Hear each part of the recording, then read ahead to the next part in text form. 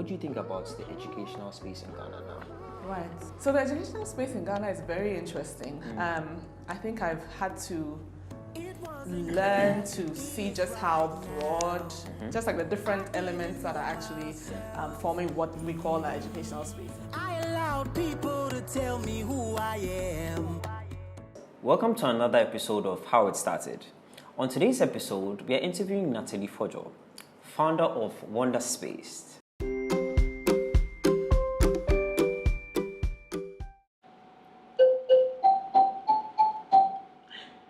Can you guess what song I was trying to play? I'm sure you're wondering, what instrument is this? Does it look like anything you've ever seen before? Does it sound like anything you've heard before? It's a pleasure to have you. Tell us a little bit about yourself. Okay, so my name is Natalie Fordwor. I'm an educator and an artist, and I have an undergrad degree in environmental studies, art and government, and my master's is in education and technology, and I'm the founder of WonderSpaced. Interesting. I didn't know you did something in environmental science. Interesting. Environmental science and in education. How did that happen? I know. I have a friend who looked at my description on the website, about my background, and looked at WonderSpaced and said, it all makes sense now. Because before it just looked like I was all over the place. Right. But with the focus of WonderSpaced, discovering our environment, discovering the world around us, plus obviously the educational focus, it's all come together into one piece. And obviously the arts factor is also a very important factor for WonderSpaced. Okay. Yeah. Okay. Interesting. As an educator yourself, tell me, what do you think about the educational space in Ghana now? Right. So the educational space in Ghana is very interesting. I think I've had to learn to see just how broad, just like the different elements that are actually forming what we call our educational space in Ghana. I think prior to starting WonderSpaced, prior to going into education in general, I was surprised by the lack in some of the schools, some of the public schools. So for example, I was working with the institution called Kokobite Institute, and working in the rural areas. I think my heart broke a bit with the lack of facilities, even the content, right? So our method of learning is still very rote. It was still blackboard, teacher writes, child memorizes. The room for conversation or critical thinking, it's still lacking. I don't think it's better, but it's lacking. So on that side, we have a system that needs a big boost. And I think just seeing the state of education when we had the pandemic, right? The digital divide. Right. You had the international schools switch over so quickly. True. It was smooth. Well, for the most part. For the most part. You had to go and buy your data and stuff, but it was smooth. But then the schools that don't have those facilities, there was almost nothing. They missed a year. The learning gap, it's... so I think, the infrastructural part and also the curriculum itself, the gap between what some schools are doing and what the general public is doing, or maybe the less financed schools, the gap is a bit large. Now, I'm not saying international schools are the solution to everything, because the reason why I actually started WonderSpaced was because I realized that a lot of international schools are solely focused on international curriculum, which means that the children are missing out on our context, examples in our context, and or just seeing Ghana in an academic light, right? So on that side as well, I think there's also room to incorporate Africa and Ghana on the international side. So I'll say that our educational space is complex. I think a lot can be done. We can work together to make sure that curriculum that needs a boost, or it needs that critical thinking element. It needs the importance of the arts, all these things. But it will happen. I'm confident. It will happen. Interesting. Yeah. Interesting. Typically, there's the GES curriculum. Yes. And then I think with the other schools, the posh schools, the international schools, we have maybe things like maybe IB, or they have some sort of the British European curriculum that they're running. Yes. So I think a lot of what you said has to do with that gap in the GES curriculum, because that's what's countrywide. Mm-hmm. Yes, exactly. I do believe that there's a gap. Okay. I know that there's conversation and plans to improve that, and I think they're implementing new systems. I haven't done my research on that, so I won't comment too much. Okay. But at that point, teacher training and things like that are very important, because you have to go from the theoretical of what we're talking about in the leadership spaces, but is that happening in the classroom? So tell us about WonderSpaced. WonderSpaced. Yes. So WonderSpaced, WonderSpaced, which is so I started WonderSpaced at the end of 2019, so we're almost 2 years old, and you're counting 2020? Yes, because 2020 was actually a blessing in disguise for at least for WonderSpaced, but we'll talk about that. Okay. We'll talk about that. Okay. So WonderSpaced creates exciting learning materials, contents, and experiences for children ages 5 to 11. Okay. And we use an interdisciplinary learning approach. So we pick a topic. So my focus is on theme-based learning. So we'll pick a topic like instruments in Ghana and look at it from a scientific perspective, learning about sound, the art perspective. You can be drawing a drum, the cultural perspective, as well as the historical side. So we take themes for like 8 weeks, explore that. The goal is to develop innovators and explorers who have a keen understanding of the African context and are able to steward our resources and our knowledge to make sure that Africa soars. Right. Yeah. So I think the follow-up question is pretty obvious. Where did it come from? Where did this idea come from? Right. Yeah. Okay, so I think one of the main things was when I was teaching at an international school, it was an amazing experience. We were working with the British curriculum, and we had a lot of as I mentioned previously, the lack of resources in some schools. We had access to so many resources. And I was just amazed by how engaging the resources are, colorful, things move about, there's conversation, there's hands-on learning. And every time I was trying to supplement that with content on Ghana or on Africa, trying to get them excited about where we are, I couldn't find it. And I realized that children, because let me use myself. Growing up, you weren't seeing Ghana in books, in videos, in cartoons. So my idea of cool was outside, and I'm stuck in Ghana. But we have so many. It was only going to university, when they send you to America, and then you realize that wow, Ghana is wonderful. Getting that appreciation of our culture, who we are, what we have, and realizing that the children are missing out on it. And once you don't study something at school, or you're not seeing it in books, you're not seeing it in educational videos, you are indirectly telling the child that it's not worth studying. Right. That sounds dramatic, but to an extent. True. And also, if they are constantly being taught something but in a very boring, rote way, it also doesn't engage them at the level that it should. So that's where WonderSpaced comes in, to create content so that a teacher, a parent that wants to, it could be about the Black Star Square, it could be about anything within our context. You want to find a lesson plan on it. You want to find a fun activity on it. You can either find a video or a sample lesson plan to be able to work with the children and get them excited. Exciting stuff. So what would you say is the gap that WonderSpaced is filling?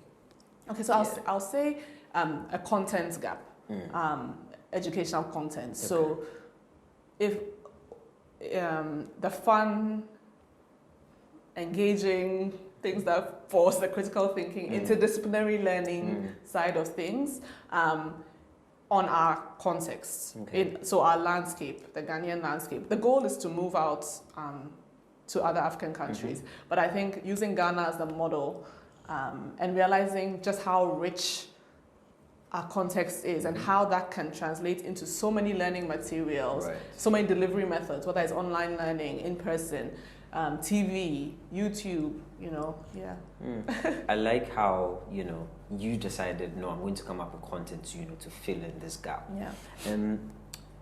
What would you say were some of the challenges you faced? Because now I'm thinking, that sounds like a lot. Yes. Tell us more. Well, so I'm a teacher at heart. So challenge-wise was making this a business.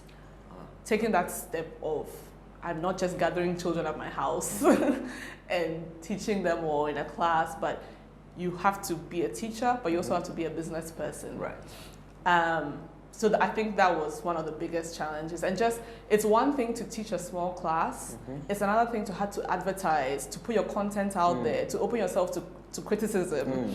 The amazing side of it is that you get a lot of positive feedback. But sometimes that's also like, oh my God, okay, I have to maintain that quality, I have to maintain that standard. Yeah. So that's definitely one challenge, balancing the educator, entrepreneur side of things. Another challenge is, as I said, finding content for kids on Ghana or other African countries can be very difficult. So when I'm working on my online lessons or even the in-person activities, trying to make sure that the information is correct. Sometimes you are almost limited to blogs or someone's YouTube channel.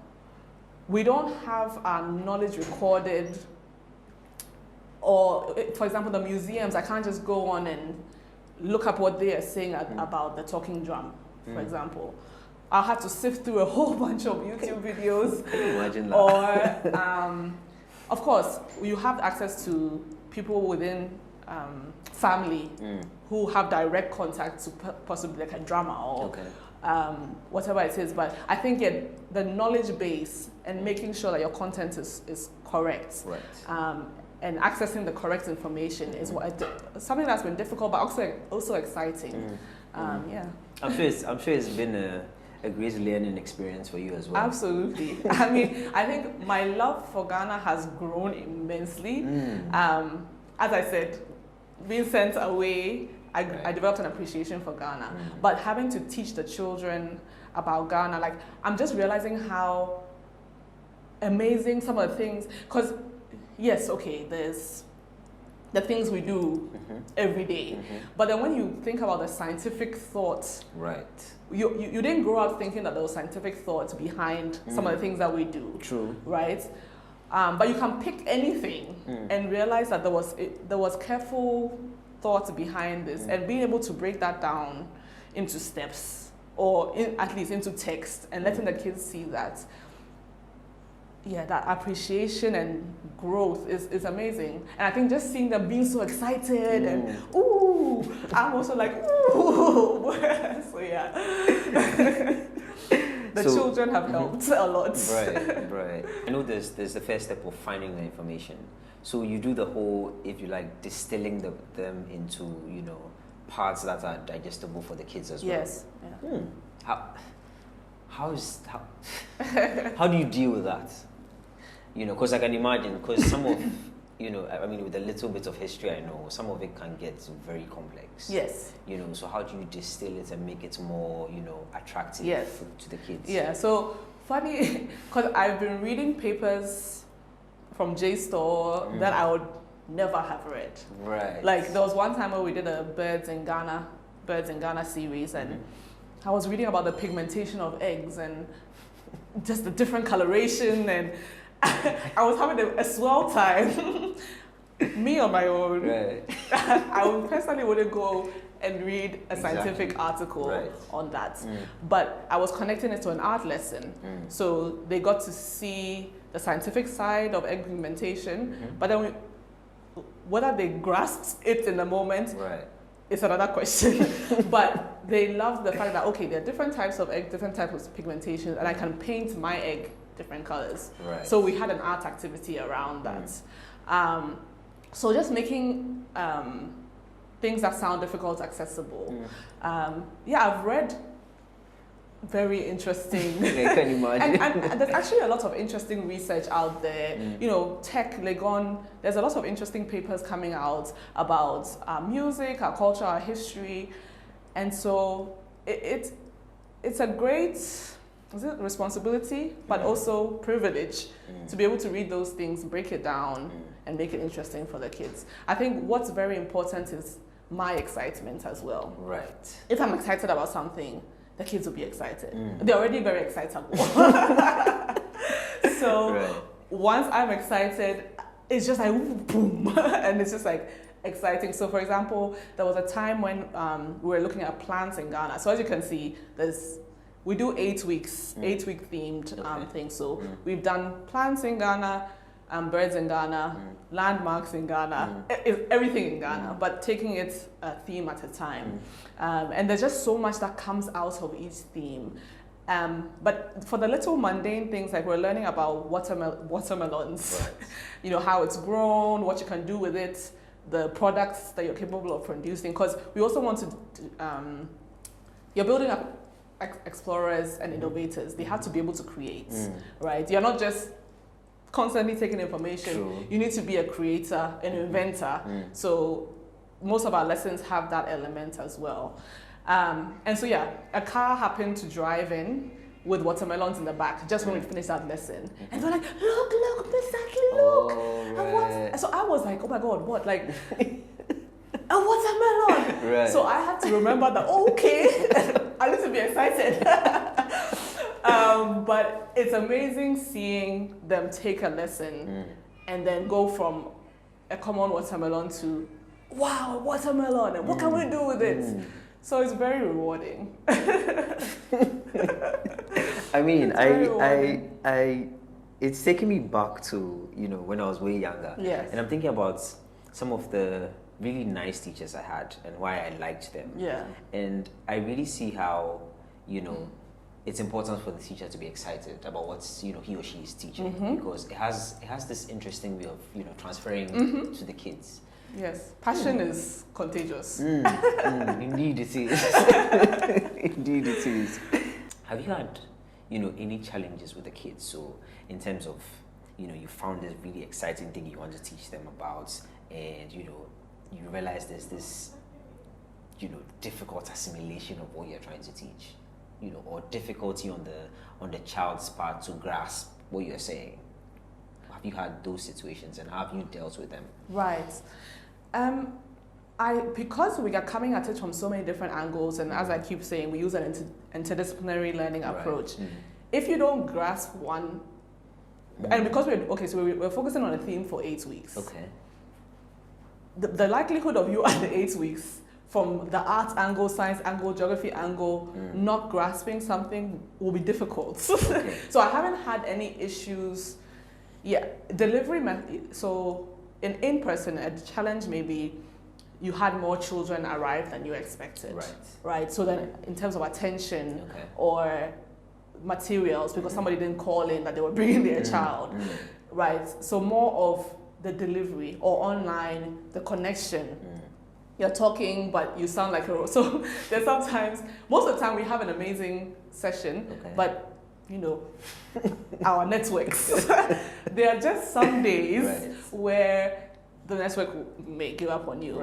And somehow I always sound like a robot. So they crack, they'll be laughing. Miss Natalie, you sound like a robot, you sound like a robot. Obviously we fix it right away. But so I haven't necessarily had an issue on the knowledge or grasping. It's more of maybe delivery or making sure that everything is according to the lesson plan or according to, Interesting.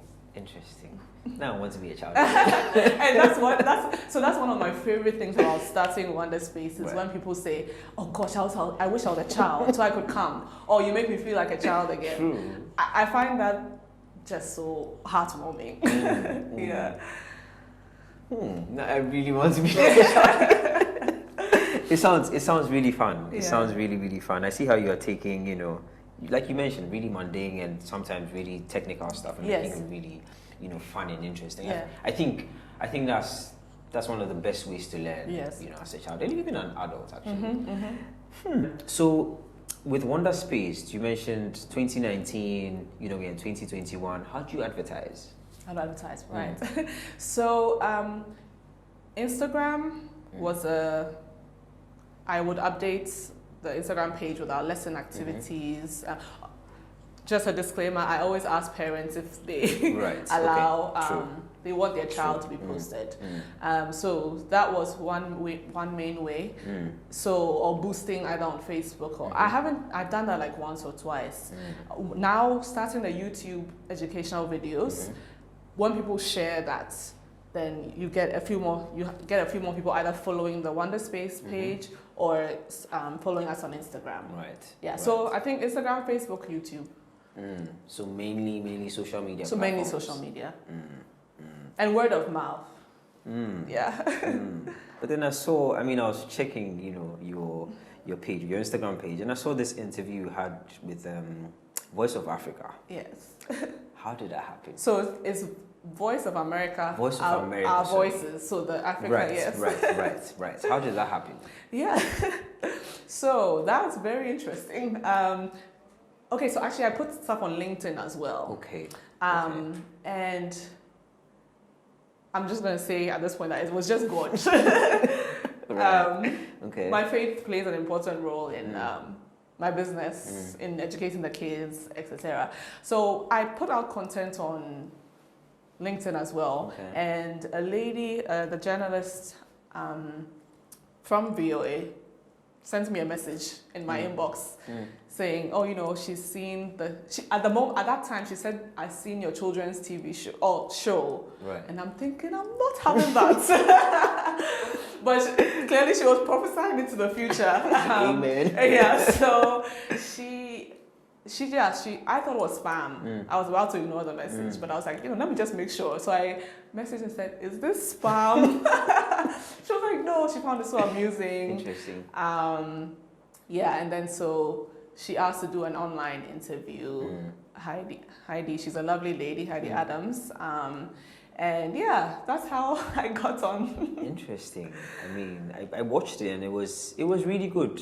You showcased what WonderSpaced was about, and I was like, oh, that's Voice of America. That's really huge. That's really, really huge. But it brings me back, as a marketer. It just makes me realize, how powerful social media is. Yes.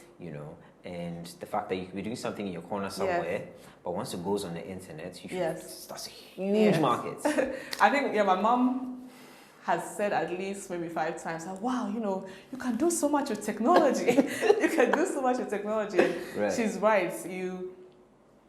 I'm doing some of my YouTube videos in my living room. Like there's a background but you do that and then someone shares it and then someone in South Africa or someone in the US picks it up. So social media is a powerful tool. Right. Where do you see WonderSpaced in 5 years? Okay. So, and I'm sure people may be wondering, okay, so how do I access or what do you actually do? Right.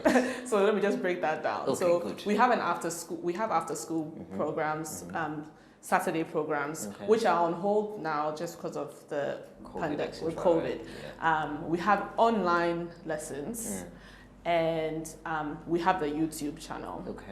Okay, so in 5 years, what I would like to see, God willing, is having different locations for our in-person activities, different branches where you can come and actually experience WonderSpaced. Yes, adults are welcome. We'll put you to work, but you're welcome. I'll definitely come. Yes, an online presence where we have almost like course modules available on our website. Okay. You can pick a module, whether it's the musical instruments in Ghana or landmarks in Ghana or plants in Ghana. And just get a full 8-week experience with video, with art activities, with historical activities. homework, because parents Right. love that homework. Yes, and then TV. Yeah, so having the YouTube videos and educational videos or content move into like a TV Mainstream. space and let it be a show. So I'm sure it's like, how are you going to do all those things? Right. I'm also asking God, but it's possible, because it's once you have the content, you have the lessons. It's the delivery that's now Right. what's different. Yes, of course, I have to have a different approach when I'm in person with them. I have to have a different approach when I'm online. There are certain things that don't translate well. True. You have to True. you have to make those adjustments, and there are different things that I have to consider for a video or TV. At that point, you're talking to a screen that doesn't talk back to you, but right. you are assuming that somebody's watching and engaged. So once you have the lessons, you have the content, the focus now is how are you delivering those, and I think that's where I would like WonderSpaced to develop.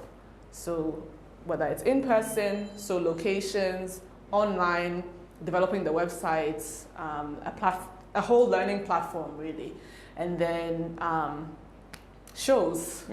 It's a big picture. I think every child should have the opportunity to have this WonderSpaced experience. Yes. Oh, and I forgot to say that obviously Right. books, publishing books, that's also one way to share the information that you're doing. And I would love to be publishing books as well. So Awesome. look out for TV shows, books, and in-person locations. Awesome. What advice would you give to anybody who wants to enter this space? Right. So the education. Yeah, the education space. space.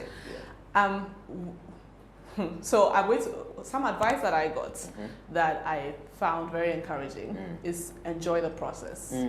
So it's a process. Right. Education is seriously a process, because you're not only you're not in a bank, you're not just working with systems, you're working with people. You're not always going to see the result right away. So even going from class 1 to class 2 and just seeing that growth in a child is a process. You starting a business is a huge process.